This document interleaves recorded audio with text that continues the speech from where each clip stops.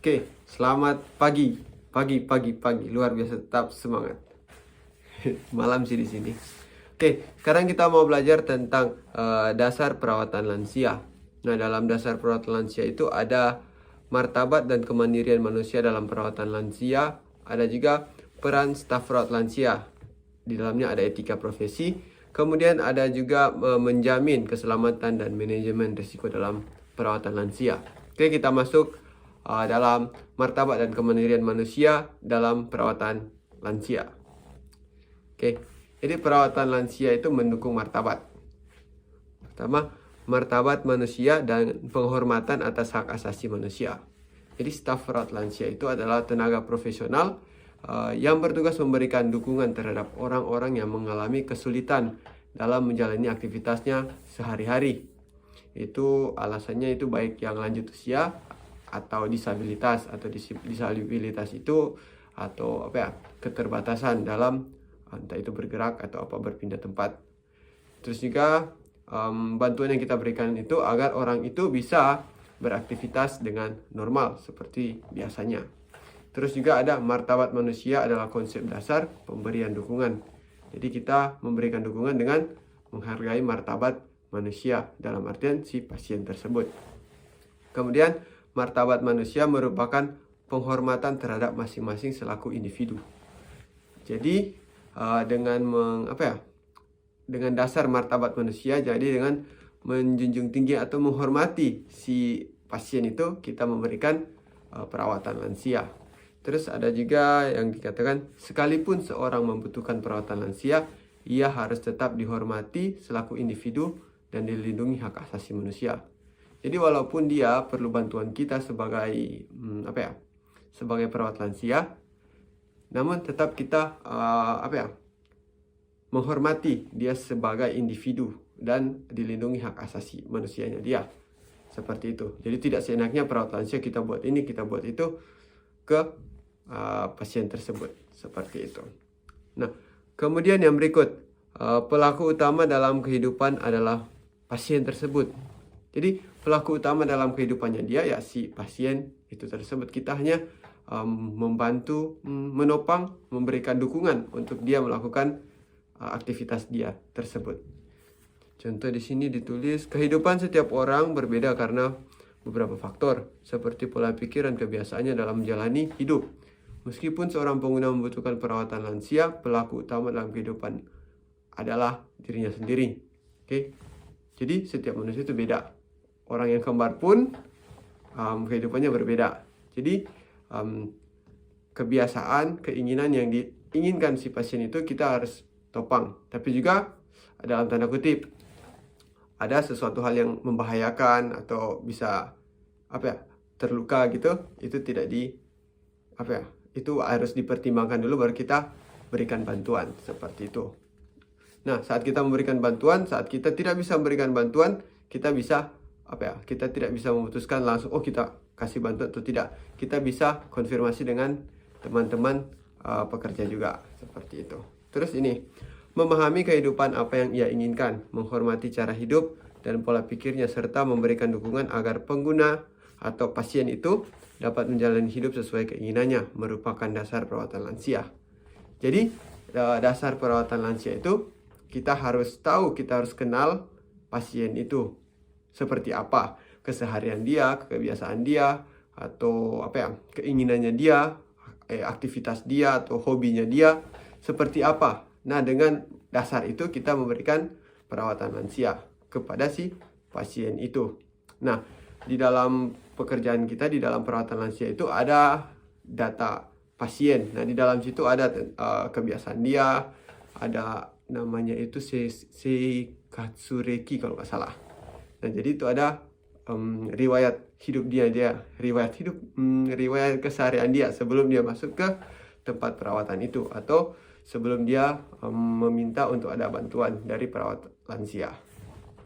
Oke, seperti itu. Terus ada berbagai gaya hidup. Oke, gaya hidup ya ada ke sekolah, belajar, memasak dan lain-lain aktivitas dalam keseharian dia. Kemudian ada quality of life atau kualitas hidup. Ini ada di sini ditulis quality of life juga dikatakan sebagai kualitas kehidupan dan kualitas nyawa. Quality of life adalah cara berpikir tentang kehidupan yang mencakup kekayaan spiritual, seperti rasa puas dan bahagia terhadap kehidupan serta alasan hidup. Jadi kualitas hidupnya dia, kualitas hidup. Jadi bagaimana dia hidup bisa berkualitas atau dia puas dengan kehidupan yang dia alami sekarang, seperti itu. Nah, tugas kita membantu, menopang atau mendukung si pasien itu untuk dia merasakan puas akan kehidupannya dia, seperti itu. Berikut ada yang namanya normalisasi. Normalisasi ya, normal, pasti kita tahu ya. Ini di sini ditulis normalisasi adalah cara berpikir di mana penyandang disabilitas juga dapat hidup secara normal tanpa mendapat prasangka dan dilindungi hak asasi manusianya, sebagaimana orang yang tidak menyandang disabilitas. Terus normalisasi adalah bagaimana seorang dapat terus hidup secara normal sesuai dengan keinginannya tanpa harus menahan diri di tengah masyarakat dan komunitas. Nah, normalisasi itu sesuatu yang tidak normal kita buat normal. Contoh paling gampang itu contoh orang yang tidak bisa jalan pakai kursi roda dan dia bisa jalan. Nah, itu normalisasi. Atau ada pasien yang lanjut usia yang tidak bisa jalan pakai tongkat atau tsue, terus kita topang agar dia bisa jalan. Nah, itu namanya normalisasi. Jadi membuat si pasien yang sudah tidak bisa melakukannya 100%, nah kita bisa topang jadi dia bisa melakukannya 100%, seperti itu. Oke. Lanjut, dukungan kemandirian. Di sini ada mendukung kemandirian. Oke. Dukungan kemandirian membantu pengguna untuk memilih bagaimana mereka ingin menjalani hidup. Kemudian menjalani hidup sesuai dengan keinginannya berdasarkan keputusannya sendiri. Oke, dukungan yang diberikan tidak hanya terkait dengan gerakan tubuh seperti berpindah dan berganti pakaian, tetapi juga disesuaikan dengan kemampuan pengguna. Terus di sini ada ditulis, staf rawat lansia memberikan dukungan dengan menghargai nilai-nilai dan prinsip yang dianut pengguna, serta berupaya agar pengguna merasakan pencapaian dengan meningkatkan hal-hal yang bisa dilakukan atas kehendak dan kekuatannya sendiri. Oke, nah di sini dukungan kemandirian. Jadi kita mendukung dia untuk mandiri, bukan kita yang melakukan aktivitasnya dia. Contoh, dia mau ganti pakaian, dia bisa gerak tangan kanan bisa gerak. Ya, kita memaksimalkan gerakan tangan kanan dia itu untuk pakai baju. Seperti itu. Contoh, dia bisa makan. Contoh, ada pasien yang ada namanya MAHI atau stroke sebelah. Contoh, dia stroke sebelah kanan. Mana kanan? Nah, contoh stroke sebelah kanan. Ini jadi kanan tidak bisa bergerak. Seperti ini, cuman setangan kiri. Nah, bagaimana dia, contoh dalam bantuan makan. Nah, bagaimana dia bisa makan pakai tangan kiri? Seperti itu. Nah, contoh dia cuma bisa gini. Nah, kita bisa bantu atau kasih dukungan. Contoh, makanan kita taruh di depan dia. Contoh, biasanya itu kalau matanya ada, biasa kalau orang yang lanjut usia penglihatan berkurang nih, kemampuan untuk melihat itu berkurang. Jadi makanan yang ada di depan dia kita bisa dibilang jelaskan, oh ada makanan di depan ini, ada nasi, ada gini, ada gini. Nah, dia bisa pegang sendok. Nah, di sini dukungan kemandirian, contoh dia masih bisa gerak, bisa makan sendiri. Nah, di situ kita tidak perlu juga sih, kita lihat situasi, dibantu untuk makan atau tidak. Jadi sebisa mungkin tenaganya dia, kemampuan yang dia miliki itu dia bisa maksimalkan, seperti itu. Oke. Nah, contoh juga ada yang sering keluar itu contoh siram bunga. Dia hobi siram bunga, hobi bunga. Nah, untuk ke tempat bunga untuk ngambil air, dia tidak bisa. Nah, kita bantu pakai kursi roda, dorong ke tempat ada bunga di situ. Terus saat mau nyiram bunga kan nggak ada air. Nah, itu kita ambilkan air, kasih ke dia, terus dia yang siram bunga, seperti itu. Jadi kita memaksimalkan kemampuan dia untuk dia mandiri, seperti itu. Oke. Terus sambil kita memberikan dukungan, jangan lupa kita harus menghargai nilai-nilai dan prinsip yang dianut si pengguna. Contoh, pengguna suka seperti ini ya. Oh ya, kalau bisa apa ya, bukan juga masuk akal sih. Kalau yang tidak berbahaya, oke-oke saja, tidak apa-apa. Seperti itu kita dukung. Seperti itu. Oke. Lanjut, pilihan sendiri dan keputusan sendiri. Oke, pelaku utama dalam kehidupan adalah diri pasien sendiri. Oke, pelaku utama dalam kehidupan adalah diri pasien sendiri.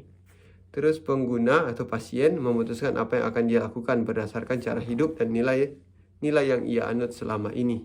Oke. Ada dua jenis kemandirian, yakni kemandirian fisik dan mental. Sekalipun memerlukan perawatan lansia, pasien memilih dan memutuskan sendiri cara hidupnya agar ia dapat menjalani hidup sesuai dengan keinginannya. Jadi pilihan atau keputusan itu ada di pasien itu sendiri. Oke? Jadi ada di pasien itu sendiri. Nah, dalam tanda kutip nih, contoh si pasien ada pasien contoh yang apa ya, yang bed rest atau ya, netakiri, bahasa Jepangnya itu netakiri, yang tidur, yang tidak bisa bergerak, tidak bisa bangun lagi. Contoh yang cuma kepala atau mata pun, atau bisa cuma suara doang. Suara atau yang bisa apa ya, untuk komunikasi. Nah, seperti itu, walaupun untuk memakai baju atau apa gitu, kita harus tanya dulu. Sumimasen, fuku kigaimasu node. Contoh, dochira ga ii desu ka? Seperti. Jadi kita kasih pilihan, yang mana yang bagus, yang mana yang mau dipakai. Seperti itu. Jadi kita kasih pilihan seperti itu. Nah, di situ dia mau putuskan. Seandainya dia pun tidak bisa berbicara, kita bisa kasih pilihan, contoh A atau B, seperti itu. Nah, kalau biasa ada yang angguk gitu atau gitu, seperti itu. Oke, jadi keputusan ada di pasien tersebut. Tapi ada juga ya, biasa ada pasien yang contoh tidak mau makan. Nah, ada waktu di mana kita ganti petugasnya, seperti itu. Contoh yang pertama laki-laki yang kasih dukungan, sekarang kita ganti perempuan yang kasih dukungan. Seperti itu. Jadi kita ganti orang gitu. Seperti itu. Terus bisa juga kita ada namanya jikangoku. Jadi apa ya namanya? Menunda. Jadi untuk saat ini mungkin dia masih nolak. Nah, berikut 5 menit kemudian kita tanya lagi, seperti itu. Ketika ada penolakan atau keputusan yang tidak sesuai atau keputusan yang bahaya, seperti itu, atau yang beresiko. Oke, seperti itu. Nah, yang paling sering sih contoh pakai baju sih, berganti pakaian. Nah, itu mau pakai yang ini atau yang ini, seperti itu. Atau biasa juga mau makan yang mana lebih dulu, mau yang ini atau ini, seperti itu. Oke, tapi ingat ya, kalau mau makan lebih dulu kasih cairan dulu, biasanya ocha. Hai. Oke, lanjut pemahaman kehidupan. Jadi definisi kehidupan. Kehidupan di tiap-tiap negara berbeda berdasarkan budaya dan kebiasaannya. Jelas. Cara hidupnya pun beragam karena adanya kemauan, nilai-nilai, dan prinsip individu. Oke. Cara hidup, gaya hidup terus beragam. Ada karena kemauan, karena nilai-nilai, karena prinsip individu.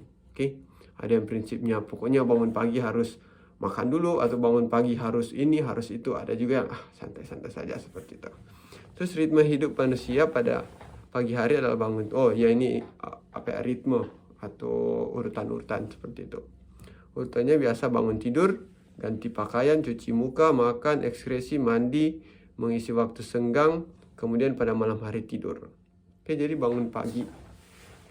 Contoh kalau untuk pengalaman di sini, bangun pagi biasa dari 5:30 bangun, terus jam 7 siap-siap makan, jam 7 kemudian sekitar jam 9 itu haisetsu atau ke toilet, terus jam 9 ke toilet, bukan, jam 6 bangun, jam 7 itu makan, terus sekitar jam 9 itu rajo taiso, terus jam 10 ke toilet, terus jam 12 persiapan makan lagi, jam 2 toilet, terus jam 3 ada oyatsu atau snack, terus sekitar jam 5:30 itu makan, persiapan makan malam, jam 7 persiapan tidur, sampai jam 8 itu tidur. Oke, seperti itu. tidur, terus nanti malam ada lagi. Itu petugas orang malam. Nah, malam itu dia tidur sampai bangun pagi lagi. Nah, di malam hari itu ada bantuan untuk haisetsu atau ekskresi atau ganti pampers. Seperti itu biasanya ritme kehidupan di sini. Terus ada dukungan kehidupan yang diberikan oleh staf perawat lansia. Jadi melakukan perawatan lansia dengan memahami baik-baik cara hidup pengguna, berarti memberikan dukungan sesuai dengan keinginan orang tersebut. Terus jika seorang memerlukan perawatan lansia, cara berpikir dan tindakannya cenderung menjadi pasif. Disinilah staf perawat lansia bertugas membangkitkan semangat pengguna. Oke. Jadi sama seperti yang tadi, melakukan perawatan lansia dengan memahami baik-baik cara hidup pengguna. Berarti memberikan dukungan sesuai dengan keinginan orang tersebut, atau sesuai dengan apa yang dibutuhkan si pasien itu atau si lansia tersebut, seperti itu. Contoh kan kalau dia masih bisa jalan, nah mungkin kita contoh dia masih bisa makan sendiri, ya sudah, tidak perlu kita kasih bantuan makan seperti itu. Ya mungkin dibawa ke depannya dia disiapin saja gitu, seperti itu. Terus, nah ini yang paling penting diingat, kita sebagai perawat lansia itu sering sih dikatakan kita bukan pembantu, tapi kita perawat lansia. Jadi kita memberikan perawatan, oke? Jadi bukan pembantu, seperti itu. Karena ada banyak orang bilang, oh pembantu. Bukan, jadi kita perawat lansia, seperti itu. Memberikan dukungan di situ. Terus disinilah staf perawat lansia bertugas membangkitkan semangat pengguna.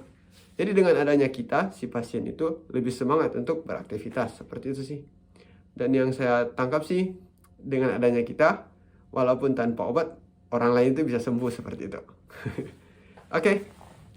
Mungkin untuk bagian 1 seperti itu. Hai. Seperti itu. Jadi, oke. Selamat pagi. Luar biasa. Tetap semangat.